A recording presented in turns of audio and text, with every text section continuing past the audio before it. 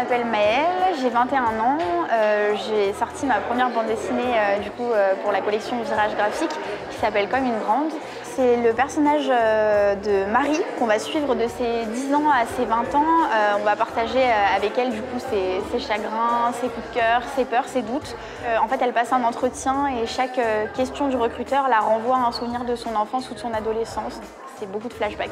Un de mes professeurs de l'époque, quand j'étais en art appliqué, m'a dit mais c'est vachement bien ce que tu fais, tu voudrais pas faire des études de bande dessinée? Et moi, je ne pensais pas du tout que c'était possible parce que pour moi, c'était juste un échappatoire pour raconter juste des choses qui m'avaient marqué dans mon quotidien, juste des choses que j'avais envie de dépeindre, des phrases impact, parce que c'est vraiment ça qui m'intéresse, dans des débats, des discussions.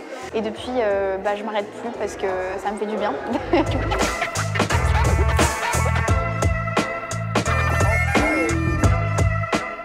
Les représentants, c'est 5 histoires indépendantes qui se déroulent entre 1995 et 2017 et qui ont pour particularité de se dérouler chacune un soir de deuxième tour d'élection présidentielle, sauf 2002 où c'est le soir du premier tour. Ce qui m'a plu dans l'adaptation des représentants, c'est déjà de mettre en image une pièce de théâtre, parce que pour moi la bande dessinée se rapproche beaucoup du théâtre par rapport aux ambiances, aux dialogues, tout ça, ça m'intéresse. De faire des mises en scène en fait en dessin, et quand j'ai lu les textes de Vincent Farras, ça a été comme une sorte d'évidence vraiment. Ces dialogues, j'avais l'impression de les avoir toujours connus. Du coup, à travers les élections présidentielles, il y a quelque chose qui est une photo de l'époque. On va dire que chaque élection présidentielle, indépendamment de la politique, raconte quelque chose de l'époque profondément.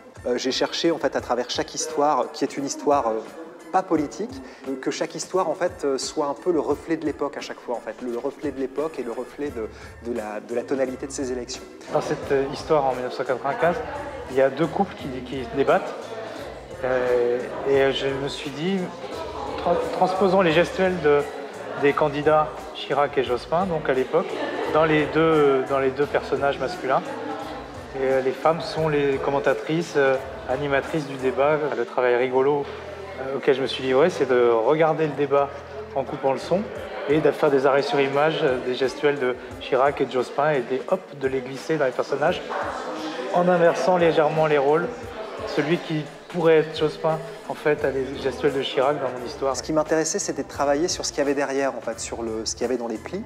Et parce qu'en fait, lors des soirées d'élections présidentielles, il y a les élections présidentielles qui mobilisent un petit peu l'imaginaire collectif, mais il se passe aussi plein d'autres choses, en fait. C'est-à-dire qu'il y a des gens qui ont d'autres enjeux, en fait. Il y a des gens qui se rencontrent, des gens qui se séparent, il y a des gens qui meurent, il y a des gens qui se retrouvent. Voilà, il y a plein de choses, plein d'enjeux. Et ça m'intéressait, du coup, de raconter ces histoires-là, parce qu'en fait, moi, je crois intimement à ça, c'est que la grande histoire et la petite se répondent toujours, c'est qu'on est profondément des êtres sociaux et historiques et qu'on n'est pas des êtres abstraits, quoi.